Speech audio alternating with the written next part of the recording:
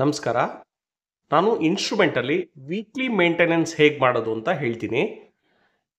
Test ಎಲ್ಲ process ಆದಮೇಲೆ weekly once ನೀವು ಸರ್ವೀಸ್ನ ಪ್ರೆಸ್ ಮಾಡಿ. ಸರ್ವೀಸಲ್ಲಿ ಫ್ಲೂಯಿಡಿಕ್ ಅಂತ ಆಪ್ಷನ್ ಇದೆ ಮತ್ತು ಕ್ಲೀನಿಂಗ್ ಮೇಂಟೆನೆನ್ಸ್ ಅಂತ ಇದೆ. ಕ್ಲೀನಿಂಗ್ ಮೇಂಟೆನೆನ್ಸ್ ಪ್ರೆಸ್ ಮಾಡಿ. ಇಲ್ಲಿ ಫ್ಲೂಯಿಡಿಕ್ ಸೋಕ್ ಅಂತ ಇದೆ. ಇದನ್ನು ಪ್ರೆಸ್ ಮಾಡಿದರೆ ಫ್ಲೂಯಿಡಿಕ್ ಸೋಕ್ ಅಂತ ಕೇಳುತ್ತೆ. ಎಸ್, ನಾವು ಮಾಡ್ತಾ ಇದ್ದೀವಿ. ಎಸ್ ಅಂತ ಪ್ರೆಸ್ ಮಾಡಿ. ನಂತರ please put cleaning solution under the probe ಅಂತ ಕೇಳ್ತಾ ಇದೆ. ನಾವೇನು ಮಾಡಬೇಕು ಅಂದರೆ ಈ ರೀತಿ ಕ್ಲೀನಿಂಗ್ ಸೊಲ್ಯೂಷನ್ನ ಪ್ರೋಬಲ್ಲಿ ಇಟ್ಟು ಪ್ರೆಸ್ ಮಾಡಬೇಕು.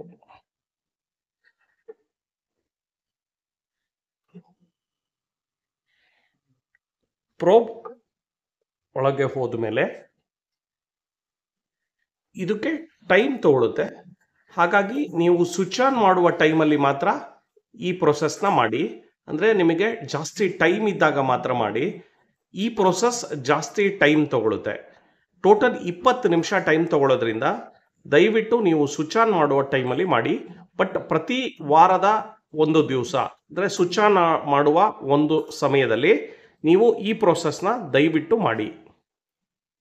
ನೋಡಿ, ಇದು 5 ನಿಮಿಷ ಟೈಮ್ ತಗೊಳುತ್ತೆ. The fluidic soak is in process, please wait. 5 ನಿಮಿಷ ಈ ಪ್ರೊಸೆಸ್ಸು ಟೈಮ್ ತಗೊಳುತ್ತೆ.